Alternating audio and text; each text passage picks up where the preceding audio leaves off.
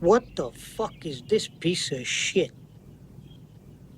Yo, what is going on, everybody? Before I get into this video, I will have all the substats for everything that I cover in the description down below. So today I wanted to go over my Hailey build for DeathStalker. This is going to be actually two builds. One is going to be a hybrid of DPS and survivability, and the other one is going to be aimed more towards survivability. Starting off with the hybrid build, for survivability, I have Toxic Antibody, Sim Accelerant, Increase HP, and Perfect Anti-Venom. The most important mods to have for this boss is definitely going to be Toxic Antibody and Perfect Anti-Venom. You are going to want Perfect Anti-Venom for the poison immunity and just the toxic resistant percentage, and then Toxic Antibody to just further on increase your toxic resistances. I am also going to be running Cooldown with Nimble Fingers and MP Conversion with Skill Cost, which is going to be Maximize Conservation and Strong Mentality. For my two DPS mods, I'm going to be running Walk a Tight Rope and Shot Focus. The reason why I'm going to be running Walk a Tight Rope is the boss is going to have a mechanic where he halves your HP, and you're going to be at 50% HP or lower majority of the fight, so you're going to benefit off that 30% firearm attack. And then for Shot Focus, I'm just going to be using it for the firearm attack. Now, to make this build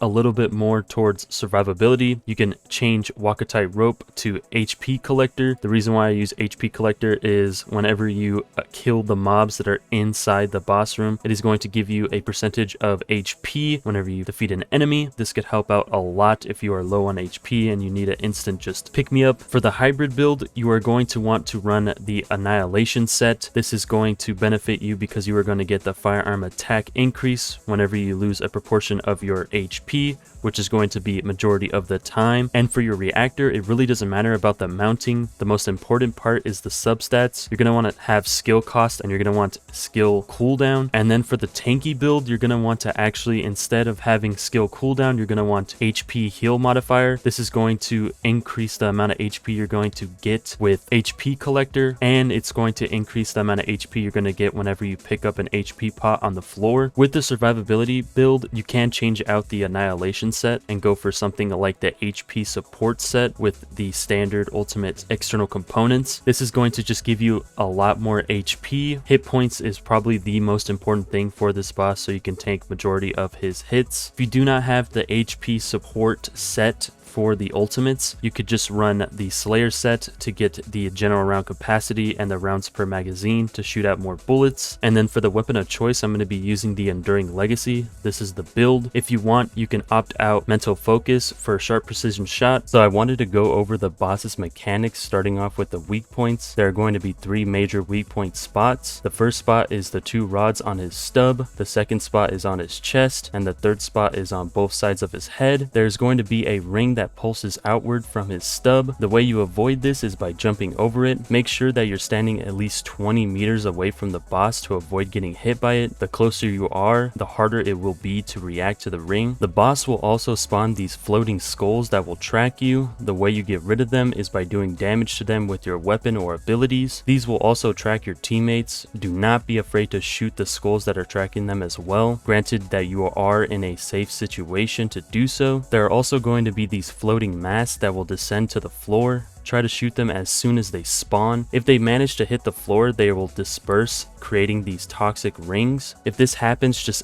leave the area and wait until they have despawned. The boss will also give you a debuff. This will stack up to 3 times. The first stack will permanently reduce your max HP by 50%. Then the second will be 25%. Then the third will be 15%. When you have all the stacks, you will have lost 90% of your max HP. The way you get this debuff is from most of the boss's attacks, but the initial proc will be from the boss. He will do a backflip, then shoot a green spell, giving everyone on the map the debuff. The way you get rid of this debuff is to stand in the zones of these floating clocks. You are going to have to wait until the boss spawns these clocks, so play safe. There's going to be this gauge that fills up. Once the gauge fills up, the clock will explode, removing the debuff. Now for the Matryoshka dolls. Yeah, that's right, Matryoshka. So when the boss goes into the immunity phase, he will spawn in these Matryoshka dolls all over over the map, they will have bony fingers surrounding them. If they look like this, avoid them. You do not want to stand in the zone or you will take an unfathomable amount of damage. The doll you are looking for is the one that is covering its face with the bony fingers. If none of the dolls are covering their faces, look for the one that has a skull as a face. If one of your teammates do find the dolls, a tether will appear showing you where to go. The first person to step into the doll's zone will have aggro to the boss. So for the first person that has aggro, you will have these green AoE markers that will track you. Then for a brief moment will stop in place, sending down a toxic lightning strike. To avoid the lightning strike, you're going to have to wait until it stops in place and roll out of the AoE. Also, this will rotate between the teams, so whoever has the green tracker, try to roll out of the zone away from teammates. While you are in the zone, the boss will spam the skulls and masks that I was just talking about, so try to destroy them as quick as possible. If you can't, just leave the zone, destroy the skulls, and then wait for the toxic rings to despawn. Once you've filled the gauge, the boss will go out of its immunity phase. Those are going to be all the mechanics of the boss. Remember, patience is key. There's no white phase, so take your time. Be aware of your surroundings, especially when you go to revive a teammate. There are going to be situations where you won't be able to revive the teammate. It's best to lose a stock than to have two people down. That's why stocks are there. So now I'm going to show you guys an uncut run of me fighting the boss. I do make mistakes in this run, but I want to show you guys this so you can see what to do and what not to do in the fight. In this run, I also forgot to take off my Slayer set. If I had my Annihilation set, I would have probably hit 90 million damage. So make sure that you're prepared going into these fights. Also, really quick, if you go into these Colossus fights and you are not max rank on your Descendant, you are handicapping yourself. Please do not go in the Colossus fights at like level 20. You are making it harder for yourself and your teammates. With this being said, I hope you guys enjoyed the video.